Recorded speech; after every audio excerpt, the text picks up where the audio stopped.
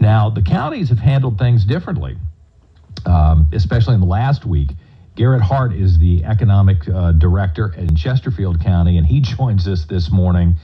Hey, do you see any numbers about how things went this last weekend? Was this some sort of big booming weekend for Chesterfield, or are people kind of slowly creeping back out and engaging? Right. We've seen evidence that it was a pretty good weekend, that people are taking their time to return to a normal situation, but the restaurants reported good, steady business. So it's all anecdotal. We haven't seen any numbers yet, but we had several restaurants talk to us about having a great day, having the best day they've had in a long time, and actually having business equal to the same time period in 2019. So. Oh, wow.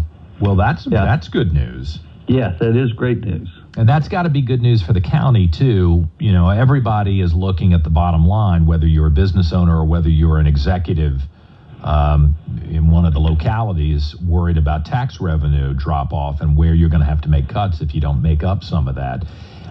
Sounds like Chesterfield is looking forward with some real guidelines for people who want to reopen about how to do that as safely as possible. And that's your program? Yes, we're trying to encourage our businesses to open under phase one and do it safely for their employees and for their customers. And we put together, in concert with the Chesterfield Chamber, a program called Let's Take It Outside Chesterfield. Mm-hmm. And it is a website that gives information and links for our businesses to all the guidance from the governor's office on how to open up under phase one.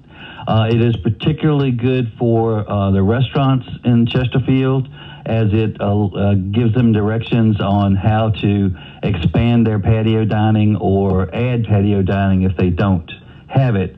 Normally, the county would have an application process if you were going to put in permanent outside dining, but we wanted to encourage our restaurants to use some of their vacant spaces, sidewalks, existing patios, maybe even in the parking lots. So we embedded in this Take It Outside website an application for our restaurants to apply to do that, to go outside and expand their areas, and do so instantaneously. Embedded in that website is a application process that has 12 questions which you're certified to. If you certify those 12 conditions are met, the website automatically sends you a link to your permit, allowing you to do that, and we send you an email also to the restaurants, allowing you to instantaneously start doing business in your for outside al fresco dining. So, I mean, that's brilliant. I tell you, a lot of business people said to me when we first started talking about this that one of the fears they had, not just to the virus, not just to the liability issues, not just the loss of money, but was the engagement with government and whether they were about to get hit with tons of red tape, and that might cause them to close when they had the opportunity to kind of come up for a breath here. So this gives them the instant latitude to start expanding and not get crosswise with the county. Yes, Chesterfield Community Development has prided itself on being one of the fastest communities to get through the site plan and building inspection process on a normal basis. We've really ramped it up here. The Community Development Department decided what were the essential items that we needed to make sure for health and safety. We put those on a list, we automated it, and we made it an instantaneous program. So I'm looking on the website right now at chesterfieldbusiness.com at the visuals. The visuals of the locations that have already done it. Yes. What are the general rules? It does look like all the tables are 6-7 feet apart, and right. You have to meet the occupancy requirements as set forth by the COVID-19 governor's guidelines. So all of that spacing is governed by that. Our rules were it had to be located with an already existing restaurant there. You couldn't open up a new restaurant and pop something out in the parking lot. It needs to be within 100 feet of the parking lot. You can't block sidewalks or pave. You can't use handicap spaces, things like that. Garrett Hart is the Economic Development Director at Chesterfield County. So what do you think? Are most of these restaurants in Chesterfield going to make it, or do you have an assessment of how bad the damage has been after 4, 5, 6 weeks of closure? I am really encouraged. I think the restaurants above all, I'm seeing some really creative things go on in our small business community to continue to serve their customers, but particularly with the restaurants, I think they have been extremely creative in knowing and trying to serve their customers and stay open as best they can. You know, they're suffering, without a doubt they're suffering, but I'm hopeful that we won't lose many, if not any. You know, we keep contact with them. We have a Chesterfield Eats to Go page where you can, if you're a citizen and you're in Chesterfield, you can go on your cell phone and find out what dining restaurants that normally don't do takeout or don't have patio dining. You can punch that map and it'll show you everybody that's around you, so you can go have dining. They currently keep that up to date, and they work with us all the time. So I am encouraged that we will, as we move forward from phase 1, phase 2, phase 3, and things get back together, we'll still have everybody in place. Yeah. So we spend a lot of time talking about restaurants, and of course that makes sense, that people have to eat, and it's the place that the general public probably interfaces the most with independent businesses. There are a lot of other businesses, though, and I talked to a business owner who's been in Chesterfield, serving much of Central Virginia in her job and her business for, maybe 30 years. And she told her landlord, look, I'm pulling out of the property. I'm going to start working from home. My clients aren't paying me. What kind of stories are you hearing? Is that an unusual situation?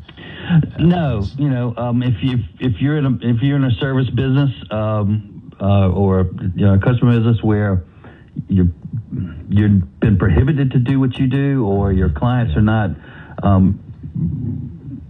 because of you just can't function. Financials just can't function. You're not going to be able to pay your rent.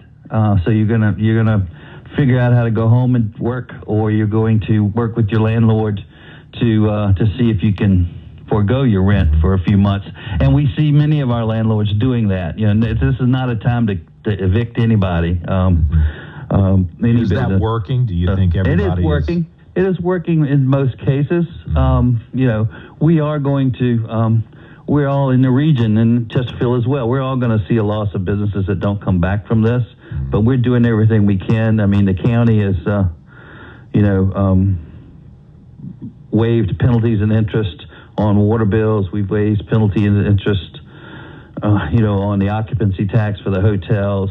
Everybody's trying to help where they can, we're in this together, and we're going to try to get as many of us through it as possible. But there will be loss. Have you all talked, Garrett, about the end date here?